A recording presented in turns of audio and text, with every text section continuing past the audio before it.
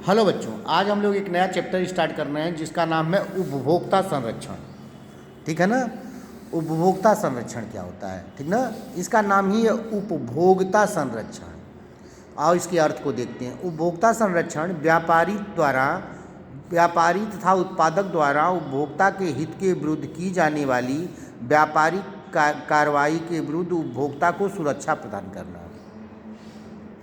यानी कि उत्पादक हो या व्यापारी,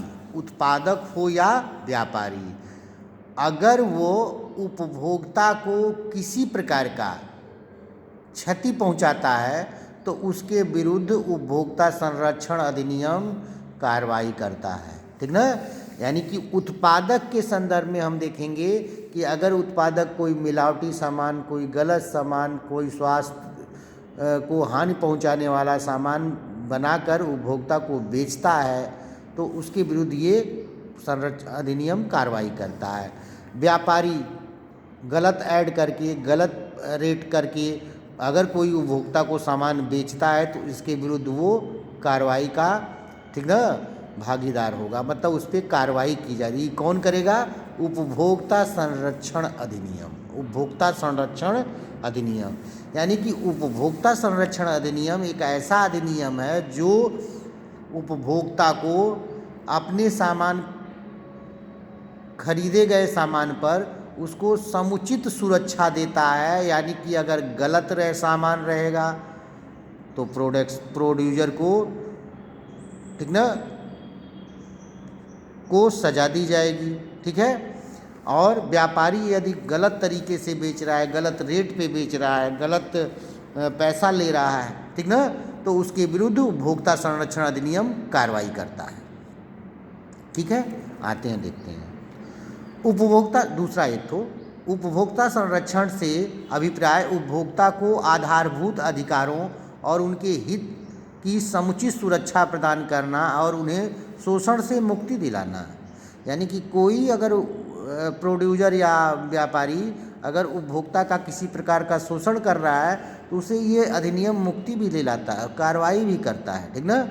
तो कुल मिला के इसका अर्थ ये हुआ कि उपभोक्ता संरक्षण अधिनियम एक ऐसा अधिनियम है जो उपभोक्ता को समुचित सुरक्षा प्रदान करता है। जो उत्पादक या व्यापारी अगर कोई गलत सामान बनाकर या गलत रेट पर या गलत सूचना के द्वारा उपभोक्ता को बेचता है तो वो उसके विरुद्ध कार्रवाई करने का अधिकार देता है। कौन? उपभोक्ता संरक्षण अधिनियम।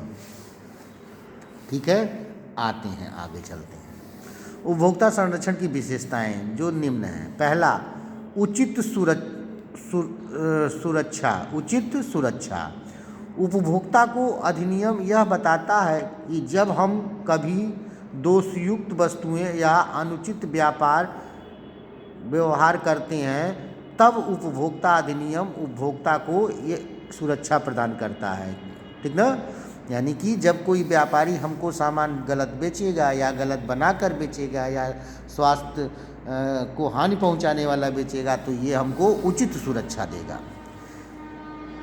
त्रिस्तरीय न्यायिक तंत्र। उपभोक्ता संरक्षण अधिनियम 3 स्तर का है।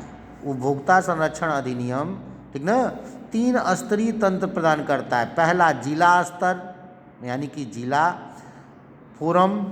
दूसरा राज्य स्तर, ठीक ना, राज्य आयोग। तीसरा राष्ट्रीय स्तर, राष्ट्रीय आयोग अधिनियम। ठीक ना।